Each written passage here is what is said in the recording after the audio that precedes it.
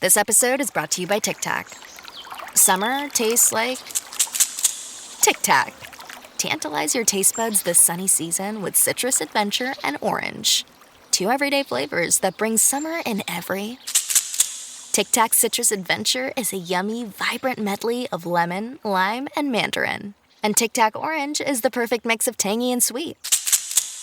Visit us at Tic Tac USA on social to refresh your summer with Tic Tac.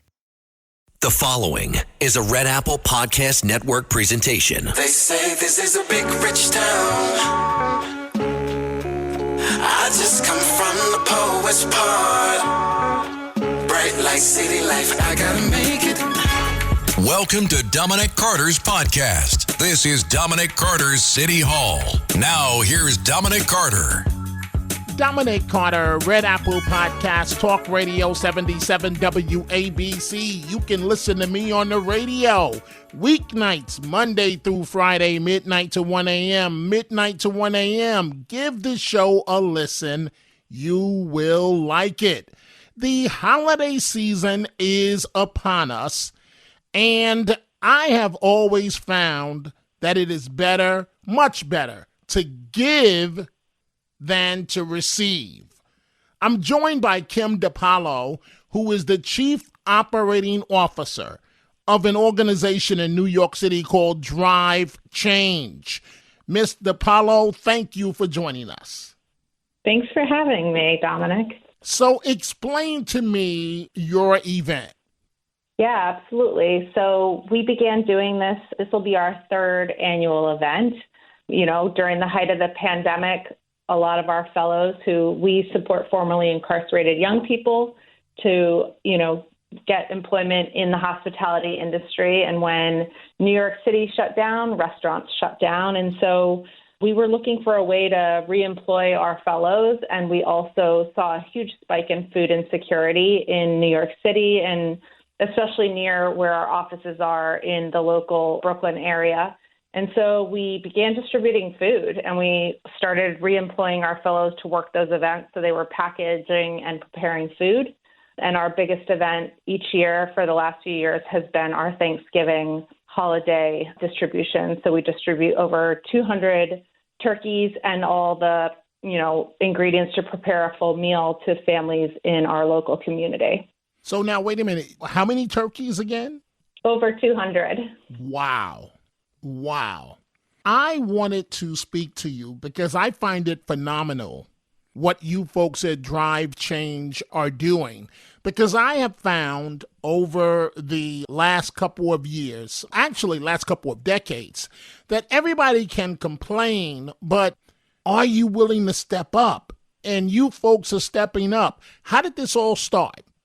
Yeah, I mean, we really, community is really important to us. And, because our fellows work in the food industry and, we believe like food is a unifier, right? Everybody gathers with family and friends. And, our hope is that everyone can have a wonderful and joyful meal, especially during the holidays. And so, we've seen a lot of, as we talk to our community, like, prices have gone up. Meat prices were really expensive last year, and we wanted to fill that gap. A lot of restaurants were filling that gap during the pandemic, but now, are back doing, regular business. And so we've wanted to continue the event, and also we do it on a weekly from April through November. We distribute food weekly to 175 families. And so that's really how it began. And we started doing 50 families, and then it grew to 100, 150. Now we do 175 families,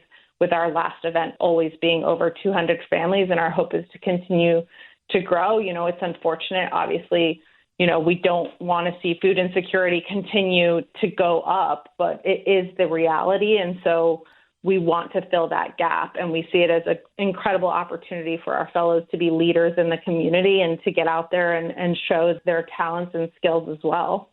This is wonderful. We are chatting with Kim DiPalo, who is the Chief Operating Officer of Drive Change. Now, I noticed from looking at the photos, it's a blue truck, I believe, almost like an ice cream truck that you folks drive around in. Is that correct?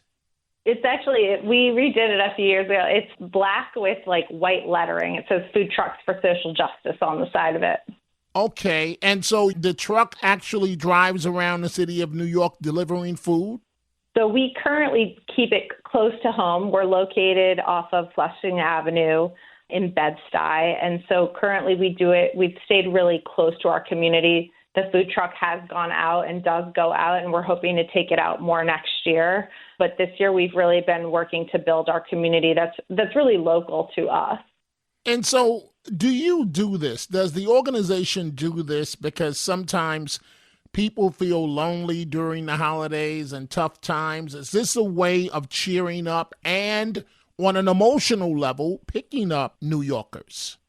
Yeah, I think joy is important. Like, it is a absolute, I think even for our team and our fellows, like one of our kitchen assistant who's a graduate of our program, like he has said, like he goes out into the community and like community members recognize him and they're like, you're the chef from Drive Change. And they like know, right? Because we're out there every week and he's out there every week sharing, the joy. And so I think it's a really big part of what we do. It brings us all a lot of joy, and our hope is that we can do the same for community members and families.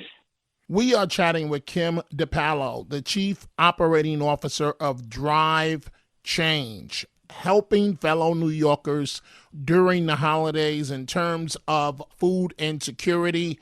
Ms. DiPalo, explain to me, you mentioned this about COVID and so on, but when it comes to food insecurity and the issue of food, how big of a problem is it?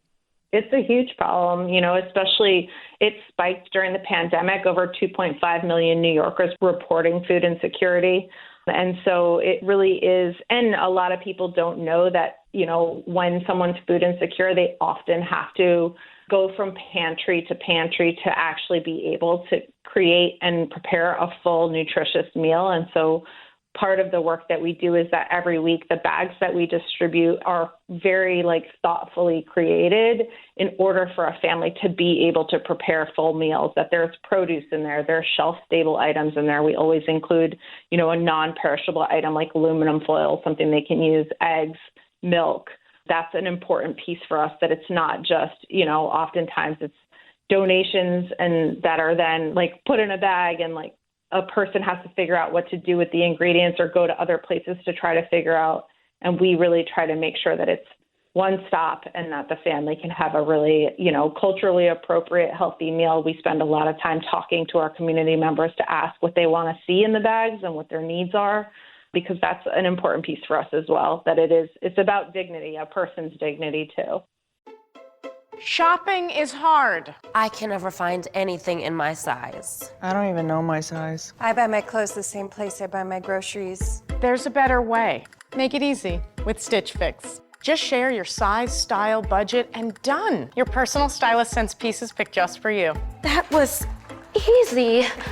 Stitch Fix. Online personal styling for everyone. Free shipping and returns. No subscription required. Get started today at stitchfix.com. That's wonderful, the dignity aspect of this. And I say this to you because I'm someone that grew up in the city where at times we didn't have food. Once my grandmother's SSI check ran out, by halfway through the month, we were down to bologna sandwiches and mayonnaise sandwiches and butter sandwiches. So I can relate 1,000% to what you're doing. But why? Tell us why you're doing this. Yeah, I mean, I think we deeply believe in the power of people and humanity and just seeing, I think our mission is based on we work with formerly incarcerated young people between the ages of 18 and 25. And I think a lot of people think chances, second chance. I'm it's not. A lot of people have never been given the first chance, right? The first chance to thrive and really live out their full potential. And so this is just a continuation of that mission of really believing in people and then taking all the power and wonderful gifts that our team and fellows and alumni have and pushing them out into the world so that other people can feel that joy and can feel, just like you said, the dignity of like what it is to like be in community with one another. I think the idea that food is a right and that there's so many places, you said you're from New York, like this idea that there's places in New York, again, one of the biggest and most wealthy cities in the world, and you can't access like fresh, healthy, nutritious produce and groceries. And that is just not what should exist in our country. And so I would be remiss, here we are in the holiday season, if I didn't ask this question to people listening to you that may want to help out, possible donation, whatever the case may be, because you're helping people with the food insecurity issue, but you're also giving young people that may have made a mistake, you're giving them a second chance by supporting formerly incarcerated young people ages 18 to 24. So how could people help out your organization if they would like to do so? Yeah, if they want to visit our website at drivechangenyc.org, there's an opportunity to obviously donate to the organization. Currently for our events, we're building a volunteerism systems because a lot of people like to, want to get involved. And so we're really thinking about, and as these events grow and we do more of them, just an opportunity to get involved with the work that we do. But yeah, if you visit our website, drivechangenyc.org, you can find out a lot more information. I want to ask you this. You said culturally appropriate meals. What does that mean? Yeah, I mean, a lot, we think about the community that we're serving. Most of them are Black and brown. And so thinking about what they want to eat, what they prefer on their table, I think a lot of people think like, oh, this is what I like and you should have this too. And that's just not the way we think about food. It's why we spend time asking them what they want to see. We've had elderly community who say like, hey, it's really hard for me to prepare meals. Would you do prepared meals, which we've done? And so just thinking about like if we're buying produce and we're serving produce in the bags, what are the things they want to see? And if there are things that we're putting in there that maybe they've never, seen before or are a new ingredient even to us, like doing a little extra work to share, hey, this is what this is and this is how it can be used and prepared. But really thinking about the people that we're serving and what they want, not what we want. That is wonderful as well. We are chatting with Kim DiPalo, who is the Chief Operating Officer of Drive Change. They're doing wonderful things in terms of the issue of food insecurity, feeding people for the holidays, employing, helping formerly incarcerated young people. Is there anything that I did not ask you that you feel it's important for the public to know? I think you did a great job, Dominic, asking great questions. I'm really excited that I got to share more just about the work that we're doing. And I think the more that we all, uplift our community and spread the word, the better off we all are.